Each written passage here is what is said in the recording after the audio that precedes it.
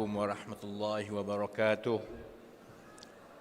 Selamat petang, tak cahau, waalaikum. Alhamdulillahi rabbil alamin, wassalatu wassalamu ala asyrafil anbiya'i wal mursalin wa ala alihi wa sahbihi ajma'in. Rabbi shrah li sadri wa yassir li amri wahlul 'uqdatam min lisani yafqahu qawli.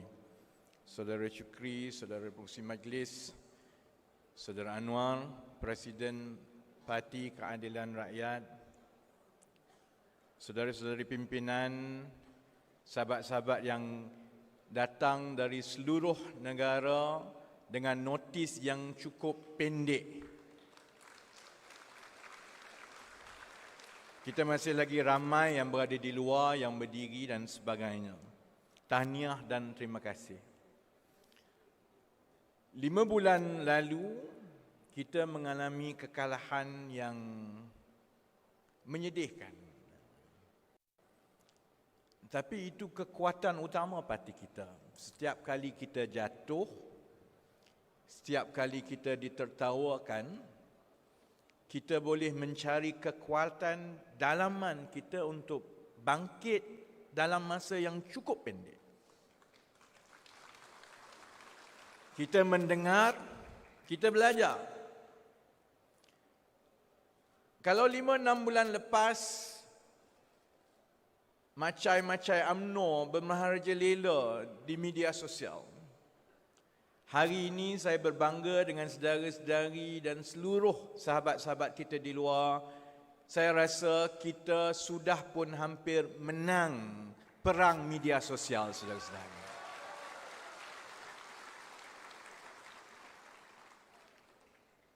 Saya tidak mahu ambil masa yang panjang kerana bukan saja hari ini kita kesuntukan masa, tapi kita memang kesuntukan masa untuk memasuki pilihan raya umum. Jadi semua yang kita buat dari sekarang mestilah notis pendek, hasil yang baik, usaha yang seperti yang tidak pernah kita buat sebelum ini. Jadi saya tidak akan ambil masa yang panjang. Saya mahu berikan ruang sepenuhnya kepada saudara Anwar untuk bagi amanat. Cuma saya nak bermula dengan perkara yang paling penting sekali. Kenapa kita masuk pilihan raya umum? Setiap yang kita buat mestilah bermula dengan matlamat dan niat yang betul. Kalau matlamat tidak betul, niat tidak betul, saudara-saudari sudah lihat sejak 2018, kerajaan demi kerajaan jatuh, ditikam. Walaupun ialah yang pintu belakang itu kata niat mereka betul, tapi kita tahu niat mereka kuasa, akhirnya mereka akan mencatat sejarah sebagai pimpinan-pimpinan negara yang paling pendek berkhidmat. Niat cukup penting. Mereka berebut sekarang.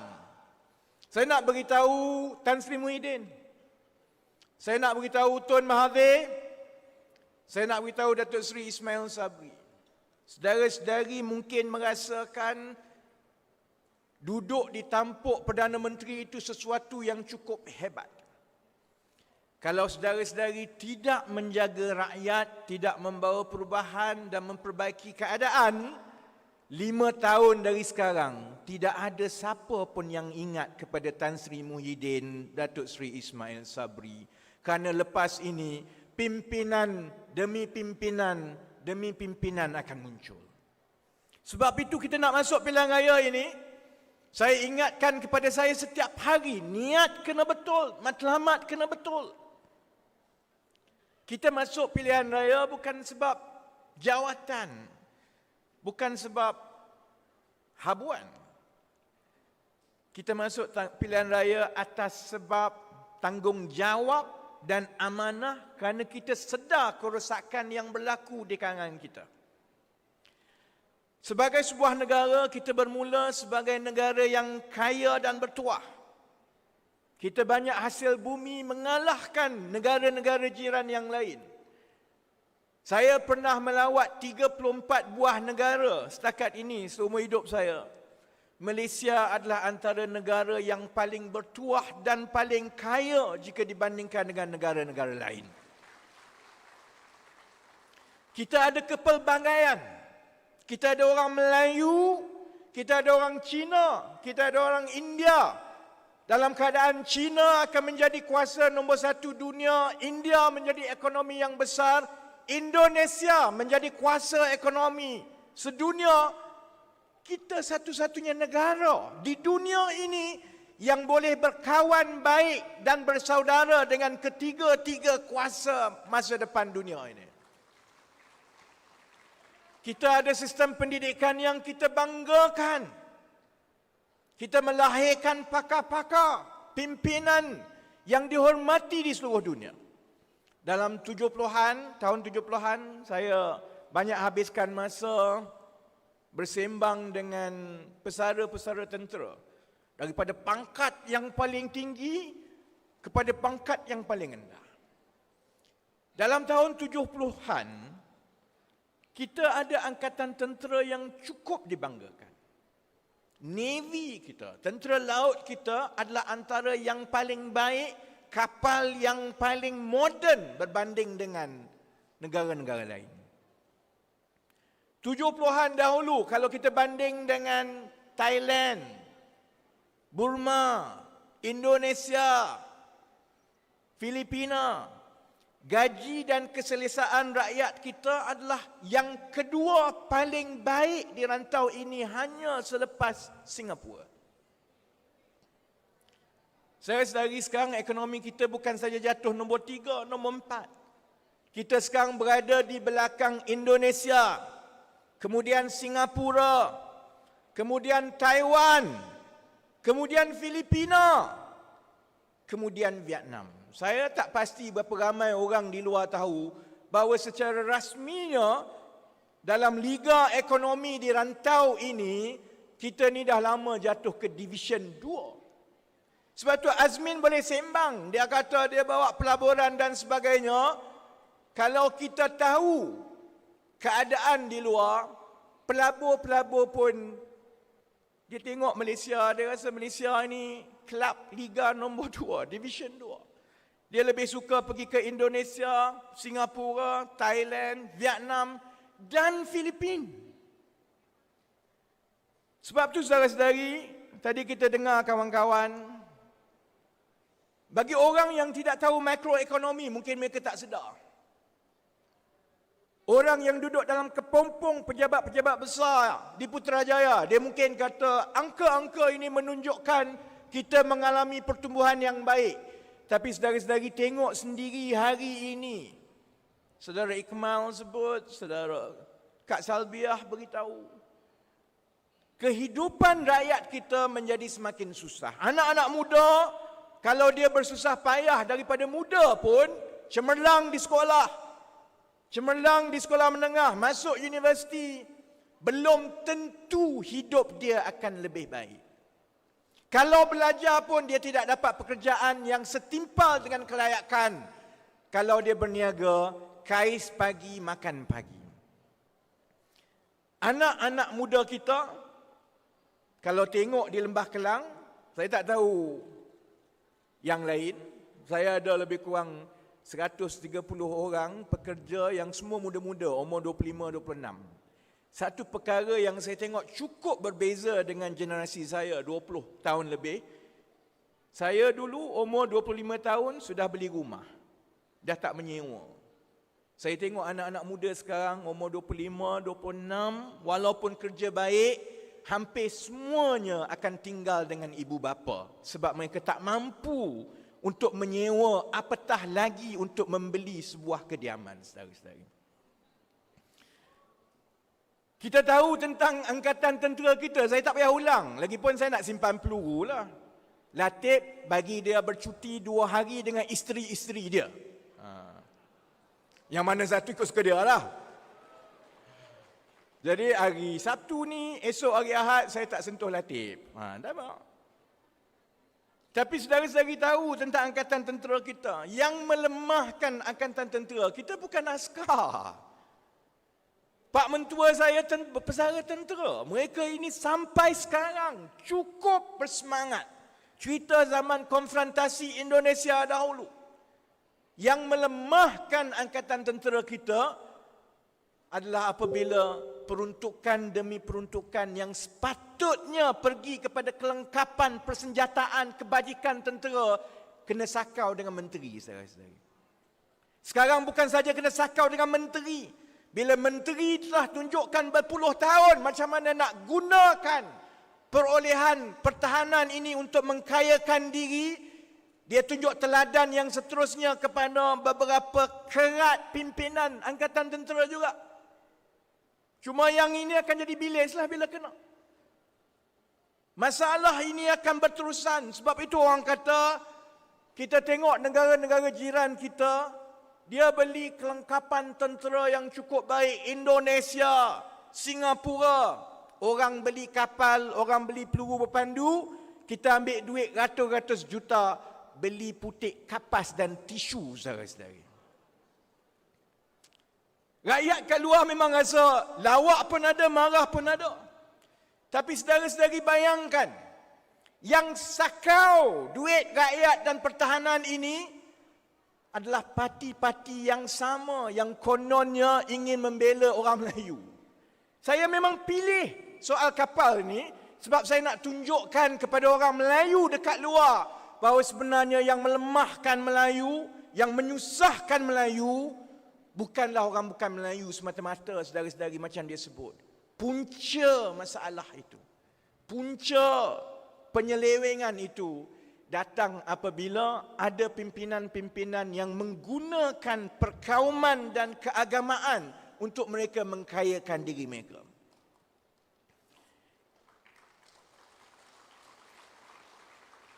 Soal ibu-ibu tak payah katalah. Cuma isteri saya bernasib baiklah. Sebab dia yang beli, saya yang bayar. Jadi mungkin ibu-ibu lain, dia kena bayar.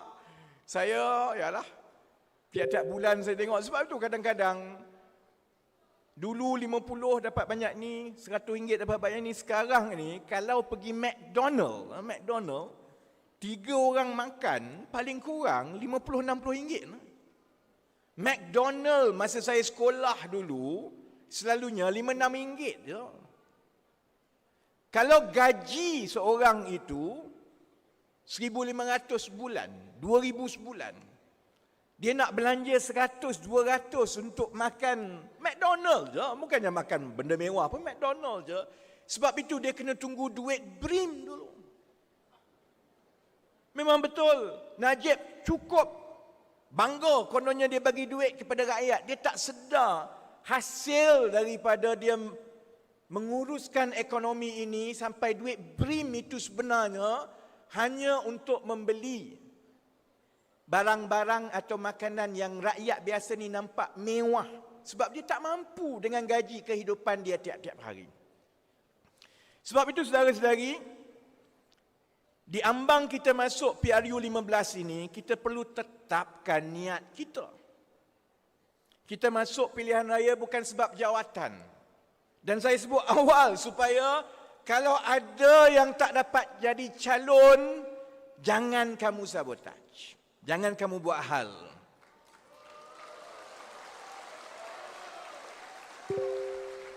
Kalau ada yang kalau kita menang, kamu tak dapat jawatan dalam kerajaan, jangan kamu tikam belakang macam Azmin dan kawan-kawan buat. Kita masuk pilihan raya sebab kita ada tanggungjawab untuk membaiki keadaan, sebab kita ada anak, kita ada adik, kita ada cucu, saudara-saudari. Mereka berhak mewarisi negara yang lebih baik daripada ini. Tak adil untuk kita wariskan kepada mereka hutang, kepayahan, kesusahan, hanya kerana kita tak nak bekerja lebih baik daripada yang kita buat selama ini. Kita tak ada pilihan, kerana hutang kita sebenarnya ialah dengan anak beranak kita, dengan anak-anak kita, keluarga kita. Masalah yang ada di negara ini, kalau kita tidak selesaikan sekarang, kita ada bahagian dosa dan juga tanggungjawab apabila masalah itu dialami dan ditanggung oleh anak-anak kita, generasi muda yang kita dengar tadi. Sebab itu saudara-saudari, nasib anak-anak muda, nasib anak kita, saya nak ingatkan, bukan di tangan Anwar Ibrahim, bukan di tangan saya. Nasib anak-anak kita adalah di tangan setiap saudara-saudari, di tangan setiap daripada kita saudara-saudari. Kalau ada yang bertanya, selalunya saya adalah orang tanya, dah habis tu kalau masuk politik ni bukan untuk jawatan kerajaan dan buat apa? Apa guna? Kalau tak ada kerajaan macam mana kita nak tukar? Masa saya kecil dulu Datuk Seri, saya diingatkan satu benda. Orang lain baca buku tebal-tebal pasal leadership. Saya ingat satu benda aja yang kawan saya sebut. Leadership is about duty and sacrifice. Good leaders don't talk about sacrifice. They break the sacrificial wheel. When we have achieved something collectively, when we have achieved what we set out to do, when things are better, people will look around and tell themselves, we have done it ourselves. They won't look around and find a leader. A good leader is someone who makes every single one person becomes the force for change, that by the time it is done, they all feel that they have accomplished it themselves. That's good leadership, saudara-saudari.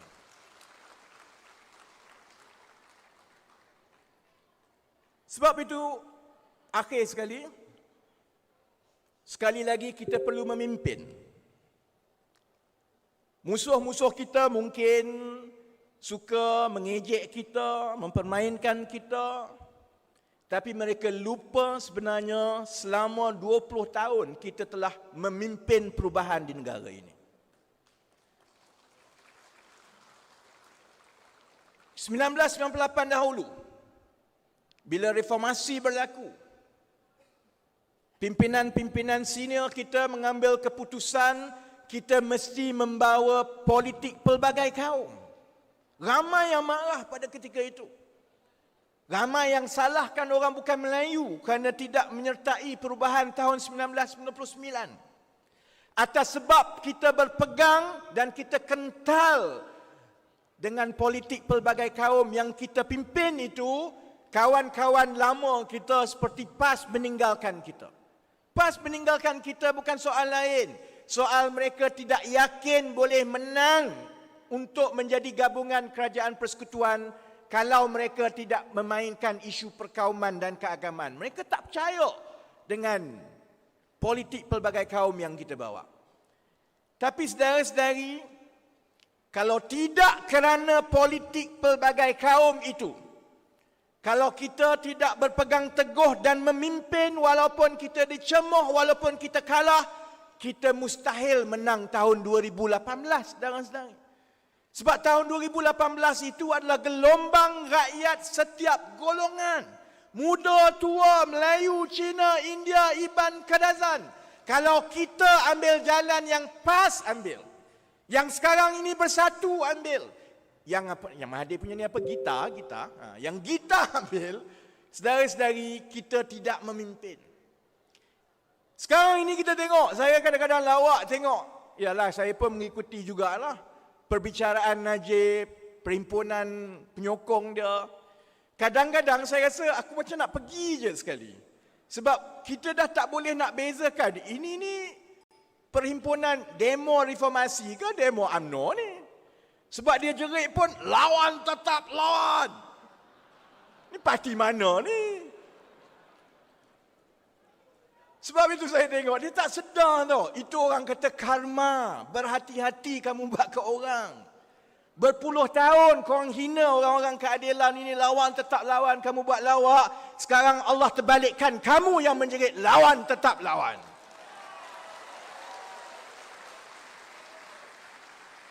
Sebab itu yakin yang kita kena memimpin. Sama seperti 2018 sampai sekarang.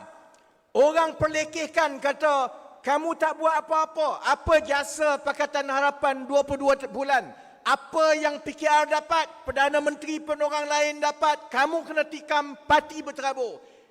Saya tak tahu kawan-kawan yang lain. Saya tak pernah ada jawatan, tak pernah terlibat dengan Pakatan Harapan, tapi saya bangga satu perkara, saudara-saudari.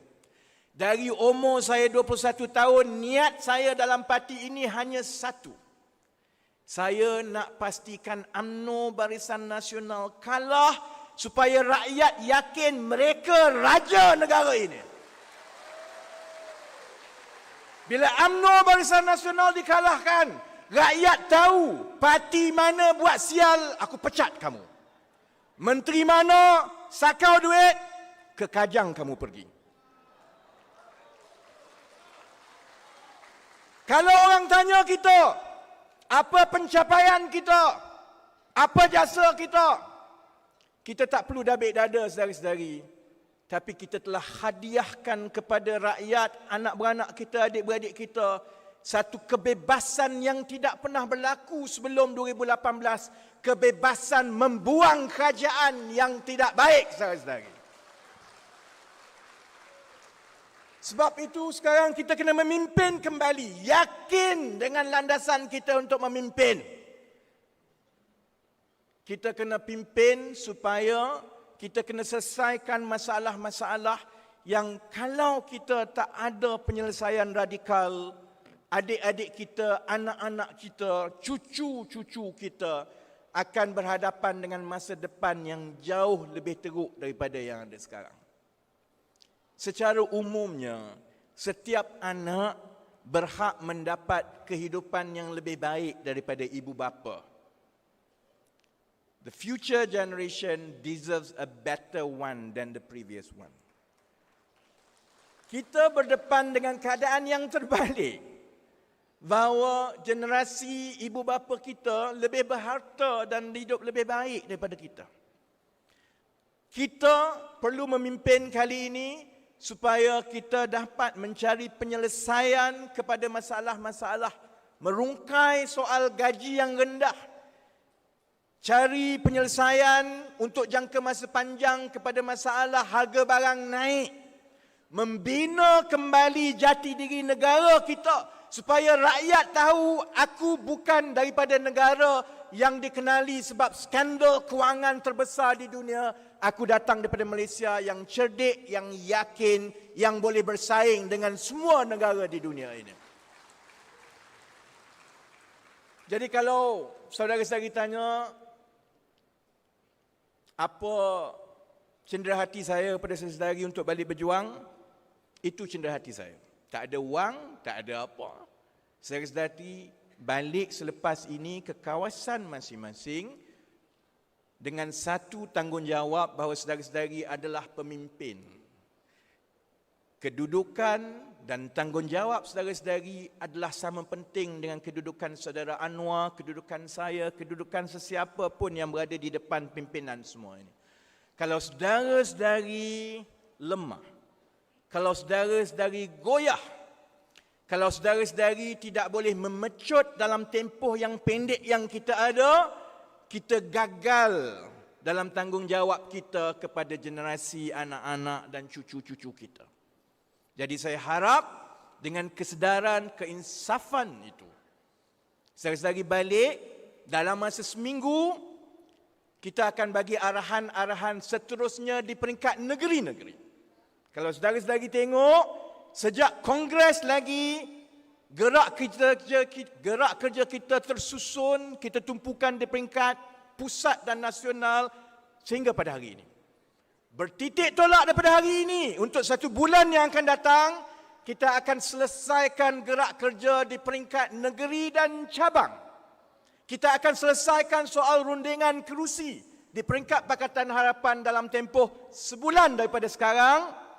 Dan kita akan selesaikan insya-Allah sekurang-kurangnya senarai pendek pertama calon-calon untuk kawasan-kawasan dalam tempoh sebulan daripada sekarang. Saudara-saudari balik, pikul tanggungjawab itu, cuma saya nak ingatkan ini perang. Ini perang. Perang ni masing-masing ada peranan. Kalau tak tahu mana Abang Azizan tadi, boleh tanya Abang Azizan. Dalam perang ada general. Dalam perang ada battalion leader. Dalam perang ada yang jadi infanteri, ada yang jadi artillery, ada yang jadi cavalry, ada yang jadi air support. Saudara-saudari, bila tugasan itu telah diberikan, kalau saudara adalah infanteri, saudara buat kerja infanteri. Kalau saudara memikul tanggungjawab sebagai general, sebagai pimpinan, sebagai cavalry lead, saudara-saudari buat tugas itu.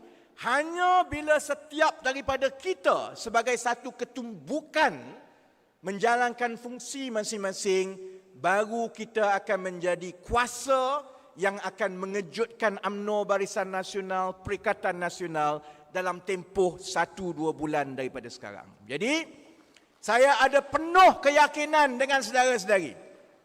Saya yakin kalau begini cara kita selepas 1 bulan, saya yakin kalau 1 bulan lagi kita terus boleh berlari dan memecut seperti ini, kita bukan sahaja akan mempertahankan Selangor, kita akan mempertahankan Negeri Sembilan dan Pulau Pinang, kita ada peluang untuk membentuk kerajaan dalam pilihan raya umum akan datang. Sebab itu jangan tanya saya soal bila pilihan raya umum. Bila dia nak panggil pilihan raya umum, biar dia bergaduh sama dia. Yang ini nak macam ni, yang itu nak, biarkan dia. Yang kita nak ialah kita cukup bersedia bila-bila masa pilihan raya umum dipanggil, kita akan masuk sebagai kuasa yang insya-Allah akan dapat keyakinan rakyat untuk membentuk kerajaan akan datang. Jadi dengan itu, saya iringi kepulangan saudara-saudari yang akan balik ke kawasan masing-masing dengan doa supaya saudara-saudari kekal niat, jernih matlamatnya, tahu bahawa balasan dan habuan kita daripada Allah di kemudian hari bukan sebulan, 2 bulan, 3 bulan daripada sekarang. Saya berdoa saudara-saudari diberi kecekalan. Saya berdoa saudara-saudari bersabar dengan beberapa perkara yang mungkin tidak seperti yang saudara-saudari kendaki. Saya doakan saudara-saudari terbuka dalam keadaan yang pendek ini untuk mencuba segala pembaharuan-pembaharuan yang kita akan perkenalkan. Dengan iringan doa itu insya-Allah kita akan berjumpa balik dalam kongres akan datang dengan lebih besar daripada ini sebagai kerajaan baru yang memerintah negara ini, insya-Allah. Reformasi! Reformasi! Reformasi! Sekian, sesi, nandri, vanakkam. Assalamualaikum warahmatullahi wabarakatuh.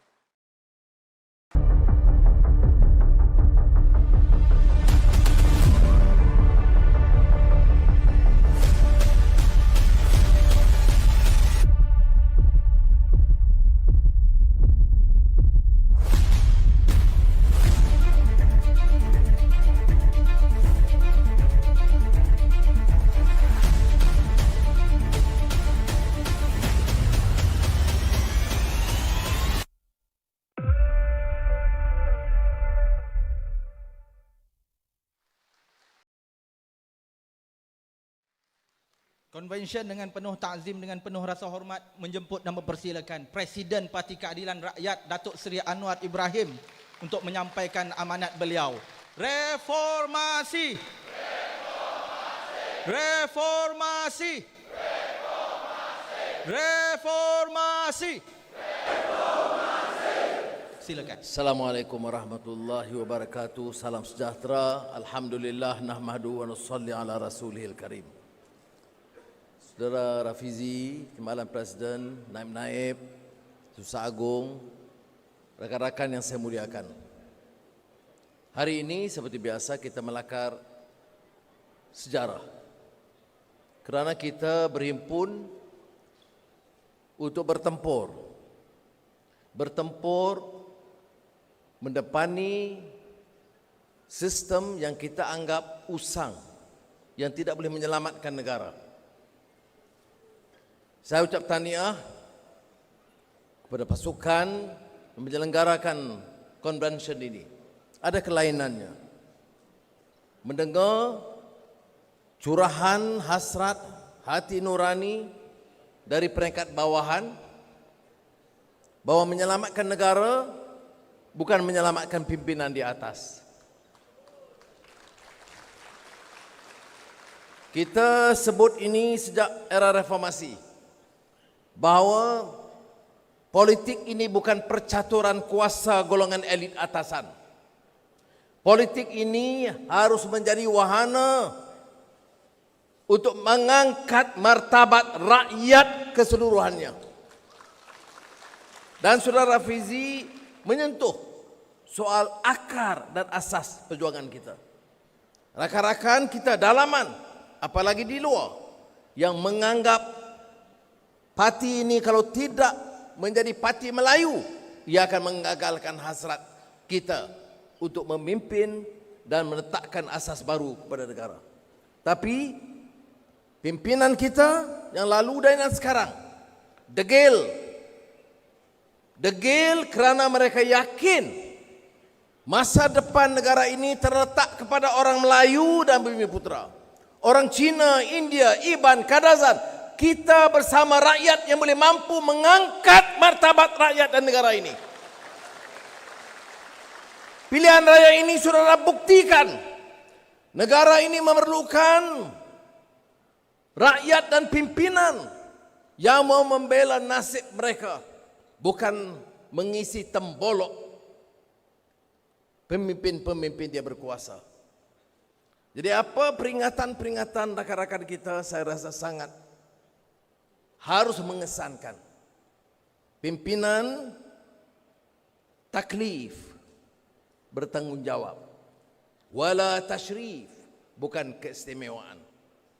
Responsibility and not privilege.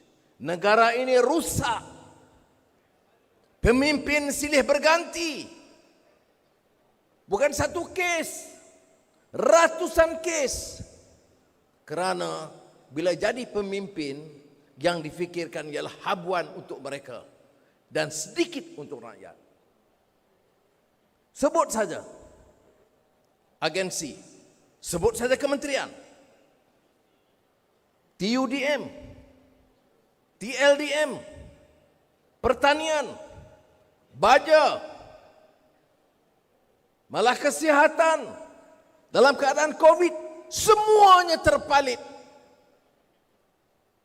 Kerana ingin habuan untuk pemimpin-pemimpin di atas.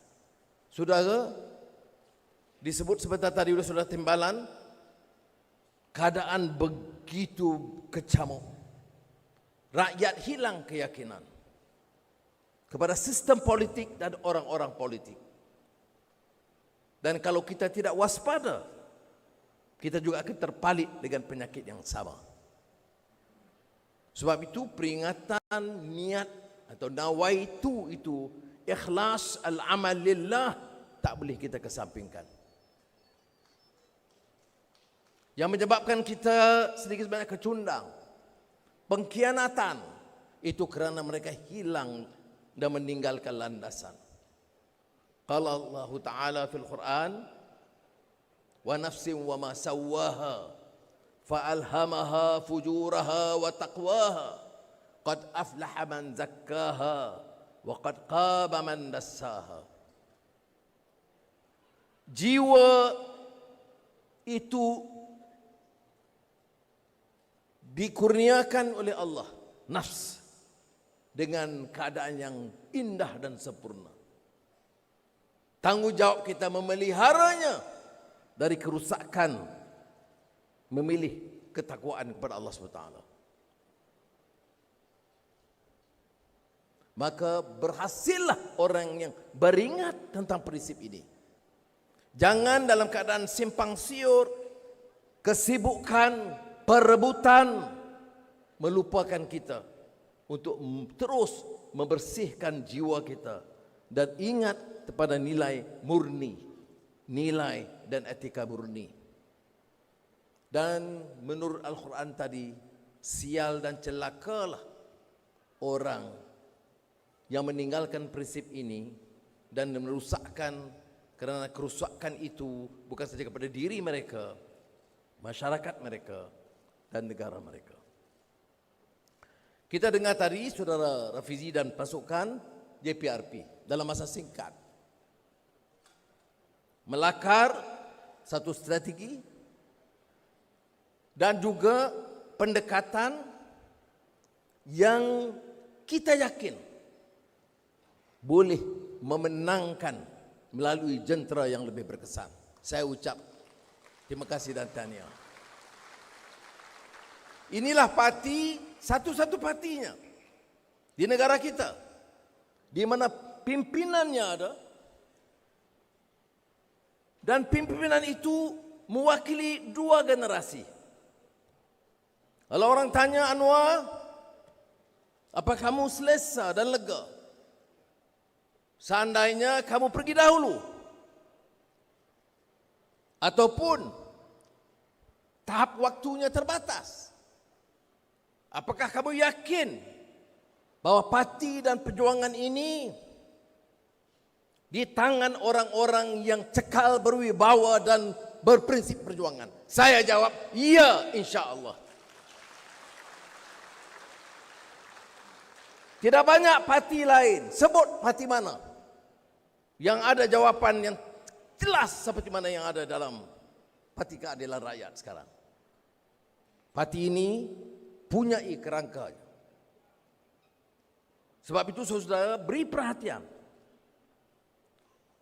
Kekuatan Saudara Fizi menterjemahkan cita-cita murni ini bersama rakan-rakan naib-naib Presiden, Susah Agung dan pimpinan negeri. Mereka akan terjemahkan prinsip dan matlamat murni. Tanggungjawab saya dan rakan-rakan adalah memperjelaskan tentang matlamat murni hidup dan perjuangan ini. Sebab itu, beberapa hari yang lalu saya kemukakan himbauan pribadi dulu berdasarkan apa yang saya telaah bertahun-tahun. Tidak di Kajang, tapi di Sungai Buloh. Dan saya lakarkan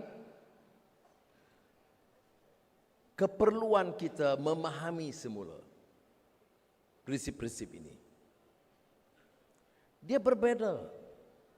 Bila kita perintah, kita bukan nak meneruskan agenda yang sama. Kita harus berupaya dan berani mengalih, menginjak daripada landasan yang lama. Bila kita sebut kemampanan, sustainability, ia tidak mempertahankan sistem yang lama. Bahwa kemampanan itu harus dilihat sebagai suatu amanah, menjamin dasar ekonomi yang memastikan ada kelestarian, penerusan. Bahwa pembangunan itu tidak dengan merusakkan. Tidak sambil membangun kita robohkan. Kita bangga dengan pembangunan, tetapi gaji dan upah pekerja begini. Orang hidup melarat, kos meningkat. Tapi kita bicara tentang kadar pertumbuhan. Kemudahan dan insentif yang kita beri kepada syarikat-syarikat besar, kita sebut insentif. Bila kita bantu orang miskin, kita sebut subsidi. Dan istilah subsidi itu membosankan. Apa bedanya? Sudah mau adakan syarikat besar, ada insentifnya, ada pengecualian cukainya. Saya tidak menolak keperluan itu. Tetapi mengapa dibedakan di antara keperluan syarikat-syarikat konglomerat besar dan yang kecil?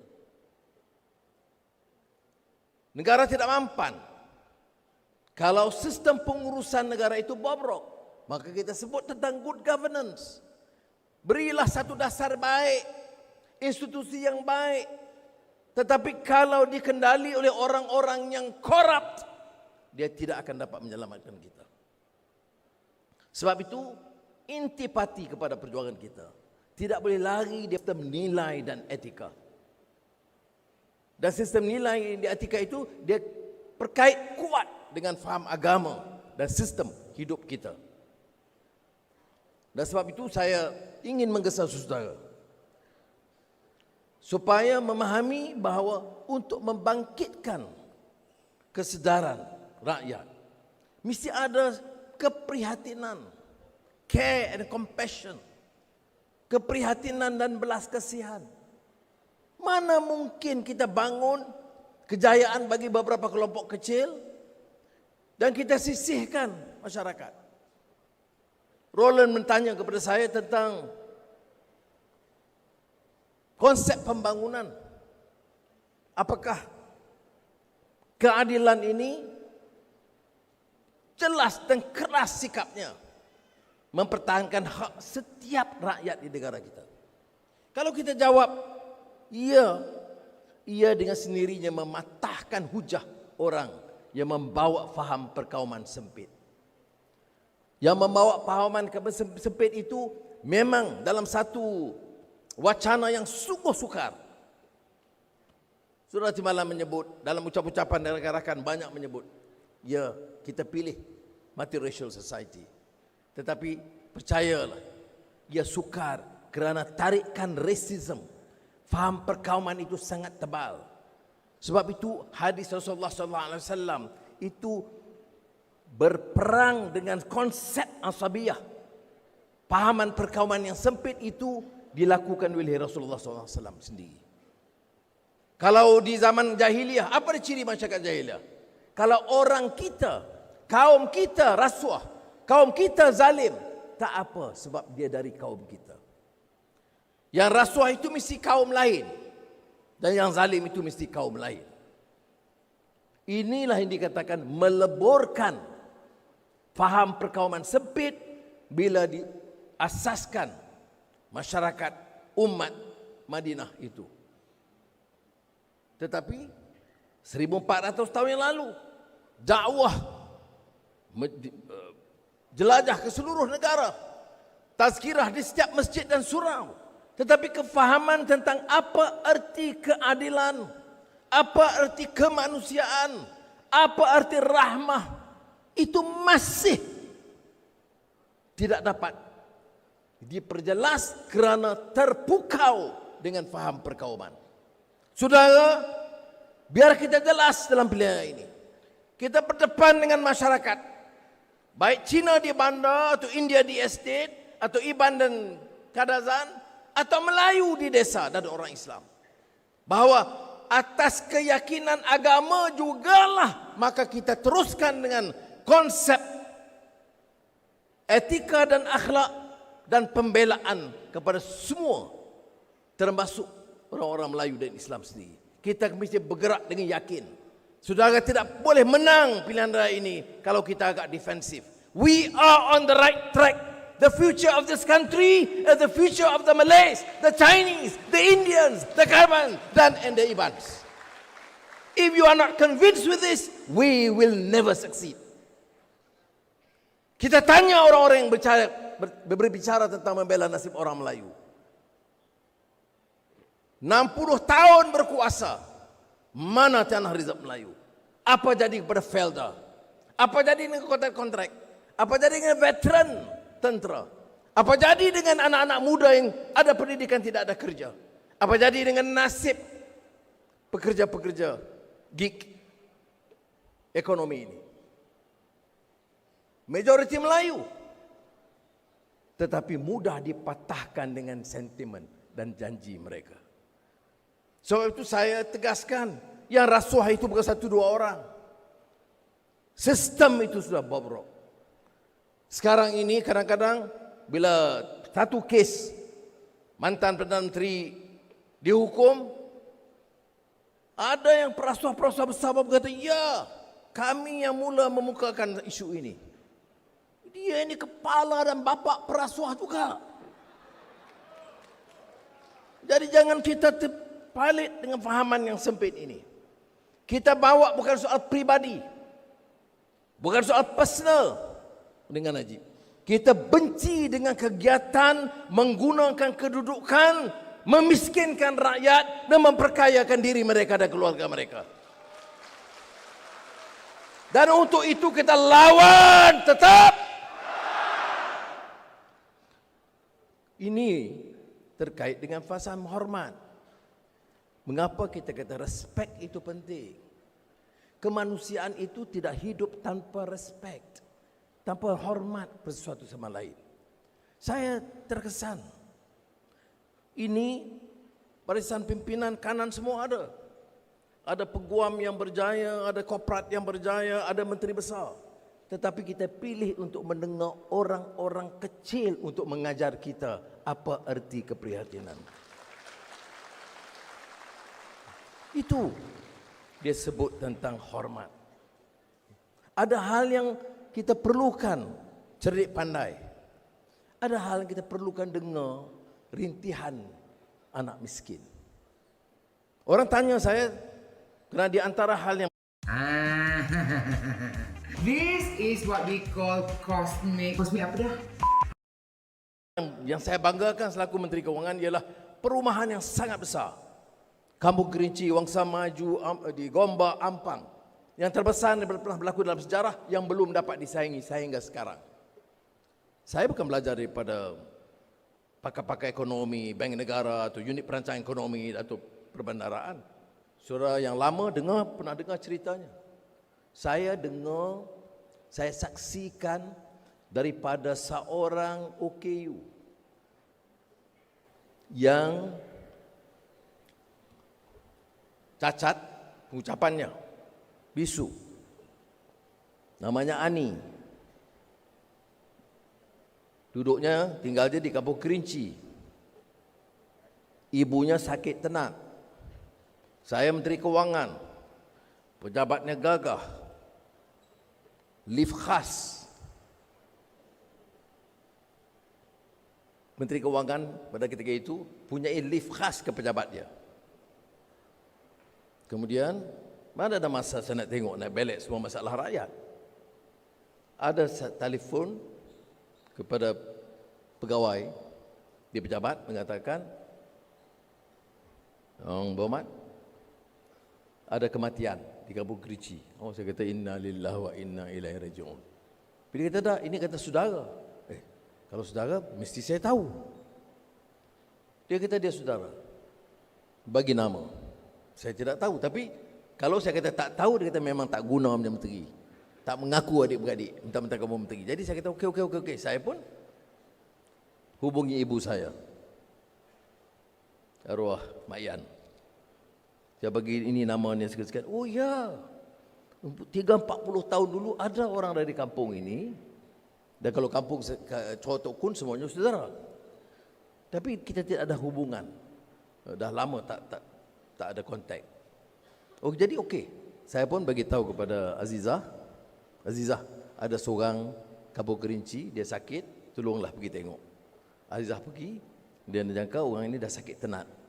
Bawa ke hospital, beberapa minggu Azizah dan staf hospital Universiti Melaya jaga. Ditakdirkan Allah SWT, 2 minggu lepas itu dia meninggal dunia. Inna lillahi inna ilaihi raji'un. Bila ibu dia meninggal dunia, kita nak bawa ambulans dari hospital ke Kampung Kerinci. Universiti Melaya ada 2 ambulans, satu rosak, satu dah pergi ke Seremban. Saya kata telefon di Bandaraya. Bandaraya pun ada 2 rosak, satu nak ke Rawang. Tapi jawapan pegawai, kalau menteri perlu, kita boleh tarik yang ke Rawang itu dan selesaikan masalah menteri. Saya kata dia orang yang mati di Rawang ni apa cerita? Jadi telefon beberapa tempat, akhirnya di tabung haji ada satu spare bawa. Sudah, saya masa itu Menteri Kewangan. Pertumbuhan 9,5-10%. Kita ini gergasi atau tiger, Asian tiger. Bank Dunia menyebut Malaysia di antara East Asian Economic Miracle. Jadi pemimpin-pemimpin perasan semua. Tetapi saya tengok orang miskin di Kampung Kerinci nak dapat ambulans pun tak cukup, tak ada. Tentulah masa itu saya selesailah ambulans ya.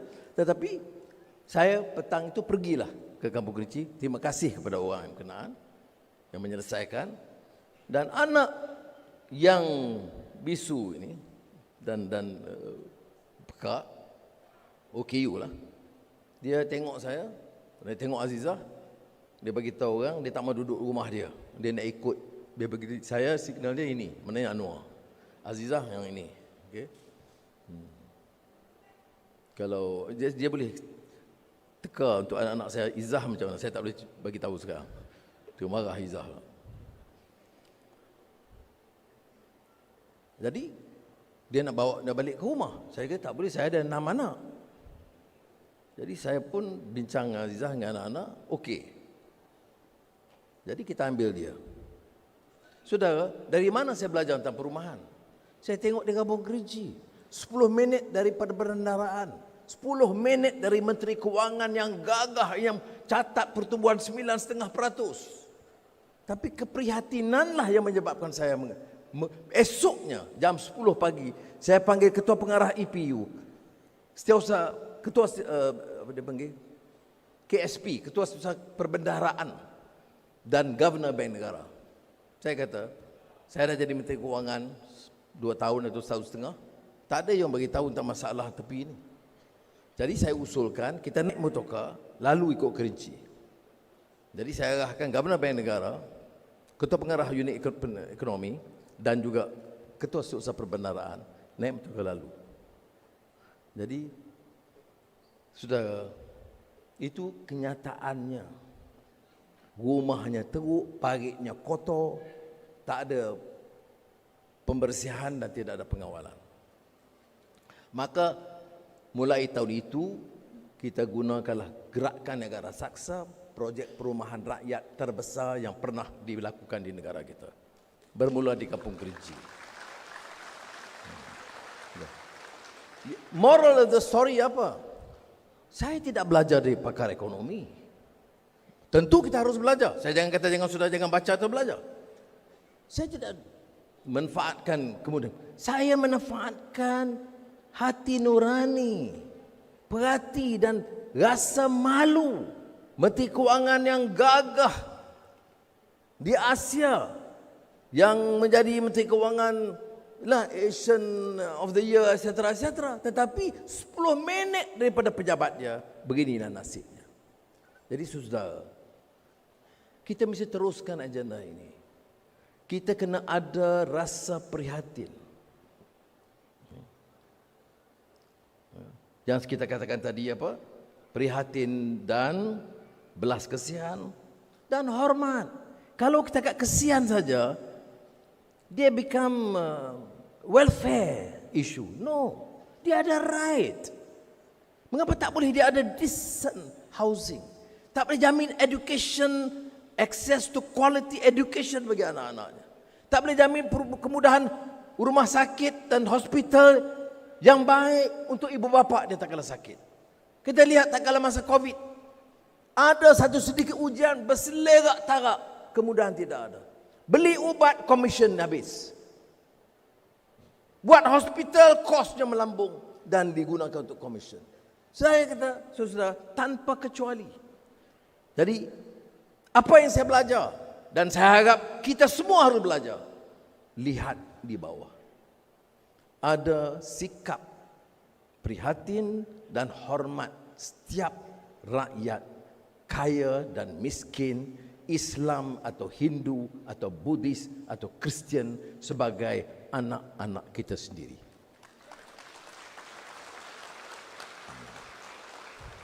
Nah, ada yang senyum sinis bila saya sebut anak. Saya kata anak Melayu anak saya, anak Cina anak saya, anak India anak saya. Izzah membawa anak Cina.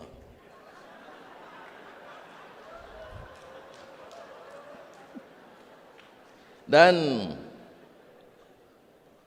tentu ada isu inovasi kerana generasi sekarang perlu mencebur dalam bidang digital technology, AI, dan saudara jangan rasa bosan. Itu subjek-subjek yang sangat sukar bagi saya. Tetapi saya memaksakan diri. Pada ketika itu satu pasukan digital technologies, data scientist, yang bila kita mula perkenalkan DNA 23, dan kemudian juga tentang AI. Tetapi ini untuk masa depan kita. Dan saya akhiri dengan keyakinan. Kita kena bergerak dengan yakin. Kita dalam yang menjadi permasalahan kita setahun dan beberapa bulan yang lalu, kerana kita dah hilang keyakinan. Kita lupa bahawa kita bermula dengan zero. Dan tiap pilihan raya 2008, 2013, 2018 kita terus meningkat. Yang kurang hanya 4-5% sahaja.